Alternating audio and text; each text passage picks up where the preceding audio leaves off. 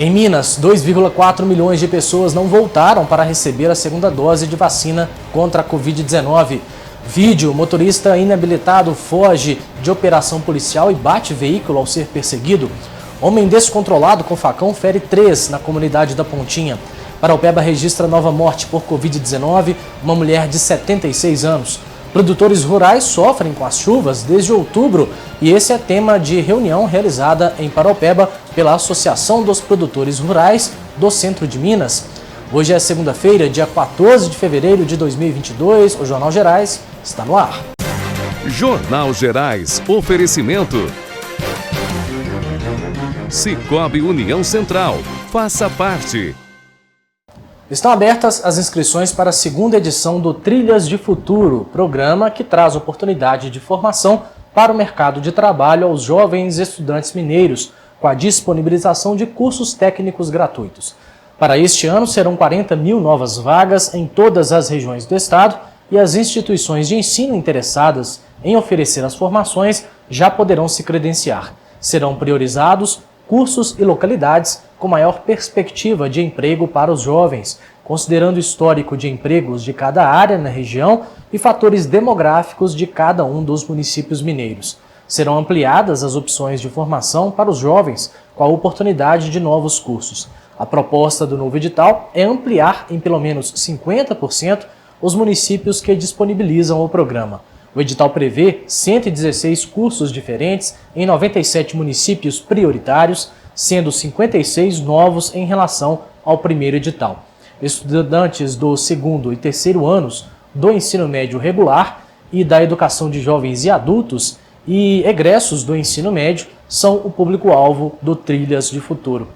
As vagas serão priorizadas aos alunos da rede pública estadual, seguida das demais redes pública e privada. A ajuda de custo para Vale Transporte e Alimentação será mantida nesta segunda edição do programa e o valor previsto será de R$ 18,00 ao dia. Todas as informações do programa estão disponíveis no site trilhasdefuturo.mg.gov.br. Em Minas Gerais, 2.393.003 pessoas com 12 anos ou mais não retornaram à unidade de saúde para receber a segunda dose da vacina contra a Covid-19 e não estão com o esquema vacinal completo. Desse total, a maior parte, quase 604 mil indivíduos, tem idade entre 12 e 19 anos. Ainda por faixa etária, o segundo grupo mais numeroso, com pouco menos de 600 mil pessoas, possui entre 20 e 29 anos. Os dados são do Boletim Informativo Vacinação contra a Covid, análise de D2 não registradas, lançado pela Secretaria de Estado de Saúde de Minas Gerais. A aplicação da dose 2 é considerada em atraso quando ultrapassa o prazo recomendado para a administração do imunizante e não há registro no sistema de informações de a pessoa ter recebido a segunda dose. Cabe ao município registrar no sistema oficial Open Data SUS do Ministério da Saúde as doses administradas em seu território.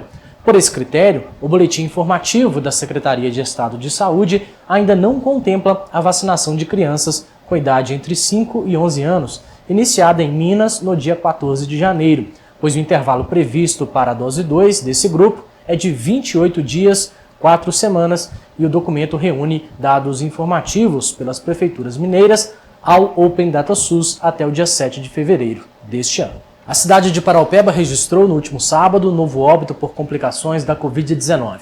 Uma mulher de 76 anos que apresentava comorbidades. O último boletim epidemiológico de 12 de fevereiro mostra que a cidade já confirmou 53 mortes pela doença. São 3.312 casos confirmados até agora. 29 aguardam resultados de exames. 461 pessoas estão sendo monitoradas e 2 delas estão hospitalizadas. A Secretaria Municipal de Saúde de Paraupeba divulgou o procedimento para a vacinação de crianças que não possam ir acompanhadas dos pais. Nessa impossibilidade, a criança deve estar acompanhada de um adulto e deve ter em mãos os seguintes documentos: termo preenchido e assinado pelos pais ou responsáveis, cópia do documento da pessoa que assinou o termo de responsabilidade, cópia do documento do adulto que irá acompanhar a criança, além dos documentos normais solicitados para toda imunização. O termo de responsabilidade deverá ser retirado antecipadamente no posto de saúde central ou no site da Prefeitura de Paraupeba. A Polícia Militar foi chamada no último sábado na comunidade da Pontinha, em Paraupeba, por possível cometimento de homicídio. As guarnições se deslocaram, porém, ao chegarem ao local, foi verificado que era uma ocorrência de lesão corporal. O autor utilizou um facão para ferir 3 pessoas, um menor que sofreu lesões nas pernas, outro com lesão no dedo mínimo e outro com lesões superficiais na cabeça. Segundo a polícia, o indivíduo é conhecido por ser perigoso e descontrolado.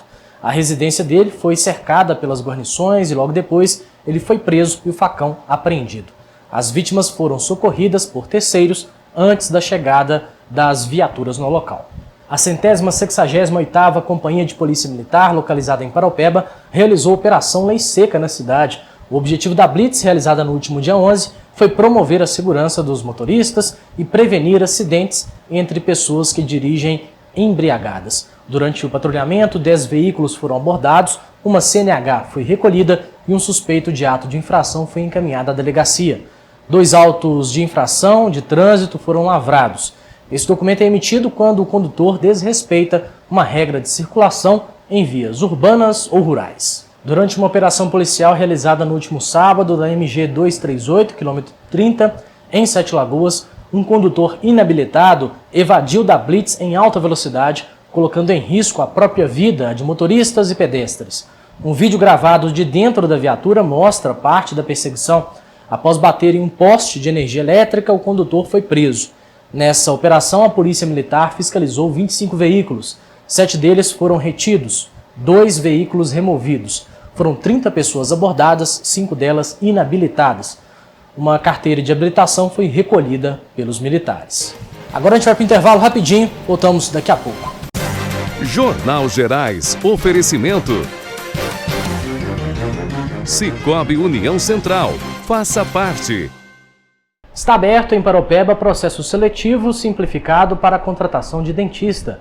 As inscrições de candidatos podem ser feitas na Secretaria Municipal de Saúde no período de 16 de fevereiro a 18 de fevereiro, no horário de 8 da manhã às 4 da tarde, na rua José Dali, número 137, no centro. No ato da inscrição, o candidato deverá apresentar o currículo preenchido e assinado com todos os documentos solicitados no edital. A seleção será feita por meio de análise de currículo e documentação, além de entrevista estruturada. Há 3 vagas disponíveis. São 20 horas semanais de trabalho com remuneração de R$ 2.457. Todos os detalhes estão disponíveis em edital publicado no Diário Oficial do município. Produtores de quase 500 municípios de Minas Gerais estão sendo afetados desde outubro com as fortes chuvas que atingem o estado desde outubro do ano passado. Com isso, entidades ligadas ao agronegócio tentam se mobilizar para ajudar esses profissionais. Esse foi um dos temas de reunião realizada na cidade de Paraupeba. Mona Lisa é produtora rural em Paraupeba. Há 50 anos ela não via tantos estragos causados pelas chuvas como nesses últimos meses. Tem 50 anos que eu frequento a minha propriedade na zona rural de Paraupeba e nunca teve uma enchente que chegasse no nível que chegou agora. Os prejuízos que vêm sendo causados aos produtores foi um dos temas tratados em uma reunião na cidade de Paraupeba da Associação dos Produtores Rurais do Centro de Minas. A Asprocem reúne 32 sindicatos rurais de cidades da região e representa centenas de profissionais. Essa reunião é realizada periodicamente de forma itinerante. Para quem trabalha com a terra, as chuvas são sempre bem-vindas, mas quando elas vêm de forma torrencial, podem prejudicar plantações, matar animais e causar muitos prejuízos. A Federação da Agricultura e Pecuária do Estado de Minas Gerais diz estar trabalhando junto aos órgãos governamentais para auxiliar esses produtores. Ano passado nós tivemos um longo período de seca. A seca se iniciou lá ainda em fevereiro, março de 2021 e se prolongou por todo o período do inverno, voltando às chuvas de maneira equilibrada em outubro e novembro. Mas em dezembro, para nossa triste surpresa, tivemos várias regiões mineiras, principalmente no Mucuri, no Jequitinhonha e no norte de Minas, com chuvas torrenciais. E depois, no começo de janeiro, chuvas já mais gerais e fortes em algumas localidades, totalizando mais de 300 municípios que foram atingidos. Muitos prejuízos, e nós fizemos um projeto dentro da FAENG já emergencial que chama Ajuda Minas, onde trouxemos os presidentes dos sindicatos rurais das regiões atingidas, os deputados, o governo federal na pessoa da ministra e o governo estadual na pessoa do vice-governador, para que a gente pudéssemos juntos traçarmos saídas para que o produtor pudesse voltar a produzir. E também as instituições bancárias, onde nós precisamos de um alongamento nos prazos dos recursos retirados nos bancos, porque o produtor realmente está inviabilizado de pagar. Um estudo feito pela Emater mostrou que cerca de 127 mil produtores rurais em todo o estado de Minas Gerais sofreram danos com as chuvas desde outubro de 2021. Os problemas foram encontrados em quase 50% dos municípios mineiros e a situação pode piorar. Esta semana, o governo federal suspendeu contratações de créditos rurais subsidiados. Nós já fomos a Brasília, já conversamos na CNA para que a gente possa saber o porquê disso e quando isso será retornado, porque a gente sabe que o produtor, neste momento, precisa de plantar sua safrinha, precisa de colher sua safra, precisa de comprar insumos para a seca que virá agora no meio do ano. Então nós estamos muito atentos e muito preocupados com essa não possibilidade de termos acesso ao nosso crédito. Entre os municípios com estimativa de áreas afetadas, a produção de feijão primeira safra foi a mais prejudicada, com 42,2% da área a ser colhida. As regiões Norte, Cerrado, Nordeste, Leste e Central foram as mais atingidas. Já na produção de hortaliças, é estimado um comprometimento de 37% da área, principalmente nas regiões Nordeste, Leste e Central de Minas Gerais. A produção de milho safra-verão tem uma estimativa de 23,3% de área afetada, com destaque para as regiões Norte, Nordeste e Central. Na região de Paraupeba, Caetanópolis e municípios próximos, a FAENG, por meio do Serviço Nacional de Aprendizagem Rural, o SENAR, tem trabalhado para a melhoria da aptidão dos produtores locais. São profissionais que trabalham principalmente com produção de leite, gado de corte, fruticultura e na produção de hortaliças. Estamos fazendo uma força-tarefa de acordo com a demanda dos sindicatos e onde que a chuva mais atingiu a população rural, o SENAR tem atendido disponibilizando treinamento com as aulas práticas, que durante as aulas já vai recuperando o que foi perdido. Além disso, capacita a mão de obra para atuar, quanto pedreiro rural, eletricista rural, cerqueiro, tratorista, reformar estradas, cabeceiras das pontes, isso tudo através da capacitação da mão de obra no meio rural. Mão de obra que está muito concentrada nos meios rurais, no interior de Minas, são onde as entidades buscam estar mais presentes. Antônio de Salvo foi eleito presidente da FAENG recentemente, assumindo o órgão no início de janeiro, e para ele a meta principal é estar mais próximo dos produtores rurais do interior de Minas. A nossa sede é em Belo Horizonte, mas a gente está com o lema de voltar mais para o interior, atender melhor os nossos sindicatos, estar mais próximo às bases, aos produtores rurais, para que a gente possa sentir as demandas, as diversas demandas nas diversas regiões mineiras, para que a gente possa aí sim fazer um planejamento mais consistente para ter um atendimento melhor aos sindicatos e aos produtores rurais mineiros. Além de dezenas de produtores rurais, também estiveram presentes na reunião os prefeitos de Paraupeba, Juca Bahia, de Caetanópolis, João Procópio e a presidente da Câmara Municipal de Caetanópolis, Raquel Esteves. Vamos para o intervalo, na volta você confere os destaques do esporte. Até já. Esportes Gerais, oferecimento. Elétrica Norte, materiais elétricos. Hidrauminas, mangueiras e conexões. Olha, 2 jogos ontem fecharam a 6ª rodada do Campeonato Mineiro 2022. Vila Nova e o URT empataram em 1-1. E a Caldense fez o dever de casa e bateu o Pouso Alegre por 2-1 de virada. O Dragão abriu o placar com João Marcos aos 25 minutos da segunda etapa. Quando o jogo parecia terminar aí com vitória do Pousão, João Diogo apareceu e fez 2 gols em 3 minutos, aos 39 e aos 42. ele virou o placar a favor aí da Veterana. Com os 3 pontos, a Caldense chegou a 12 pontos e ultrapassou o América na tabela. A Veterana entrou no G4 e ocupa aí a 4ª colocação. No sábado, o Atlético, que faz ótima campanha, fez valer o mando de campo e venceu o Patrocinense por 1-0 no estádio Joaquim Portugal e se garantiu por mais uma rodada aí no G4 do Campeonato Mineiro. Rafael Lucas marcou aos 12 minutos do primeiro tempo. O Democrata GV venceu o Uberlândia por 3-0. Tiaguinho abriu o placar, Chico e Tomás Balbino ampliaram para a Pantera. O Cruzeiro, com um time repleto aí de jovens oriundos das categorias de base, venceu o Tombense por 3-0 no último sábado.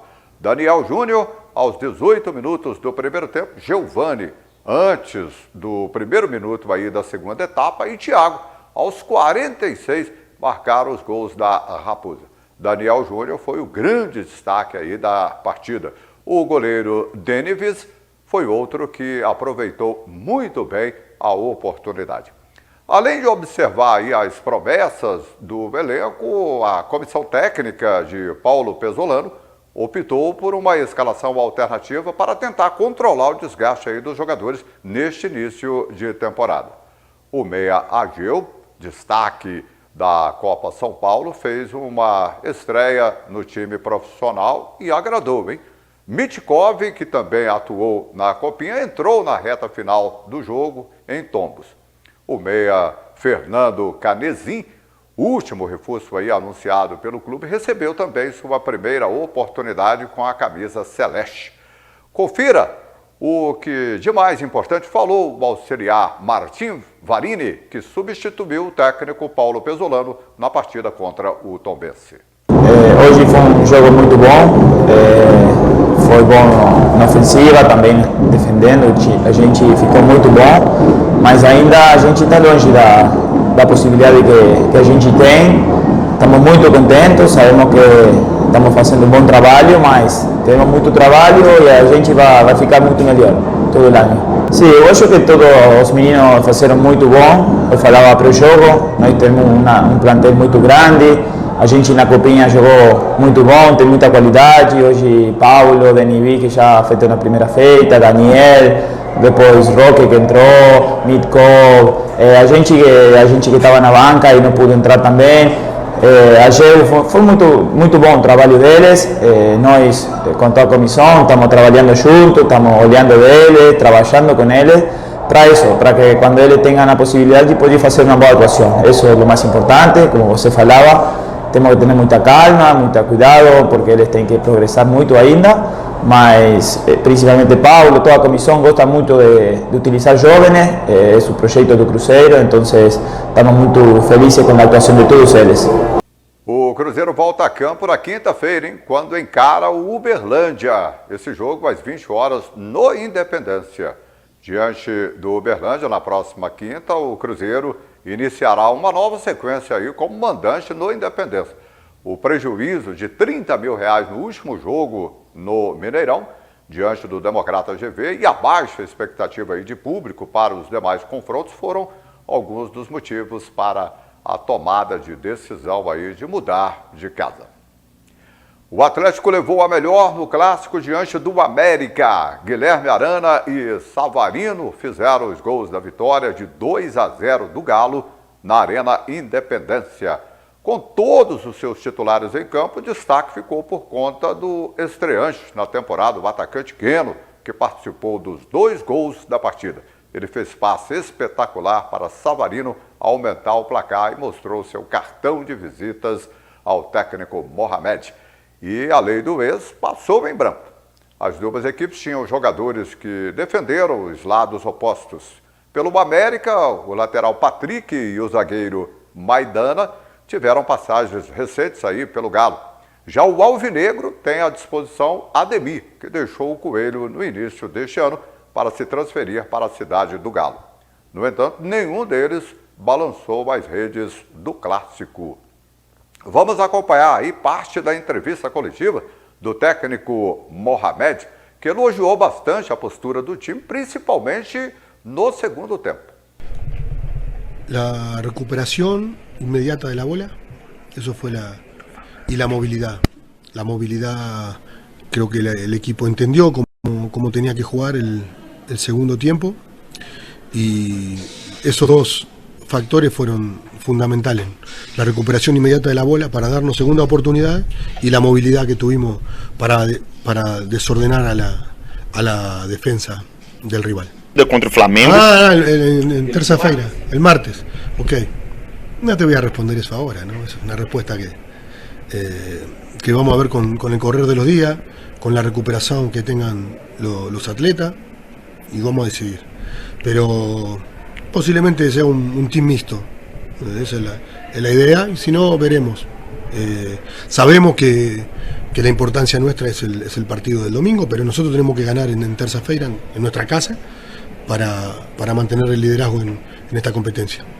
Na próxima rodada, o Galo enfrenta o Atlético. Esse jogo amanhã no Mineirão, às 21 horas. No dia seguinte, o América pega o Patrocinense, quarta-feira, às 19 horas, no Independência. Questionado se a partida do meio de semana terá aí uma equipe reserva, o Turco sinalizou que irá mandar a campo um time misto, já que considera a partida importante para o Galo dentro do Campeonato Mineiro. Com o resultado, o Galo ocupa a segunda colocação na tabela, atrás do Cruzeiro.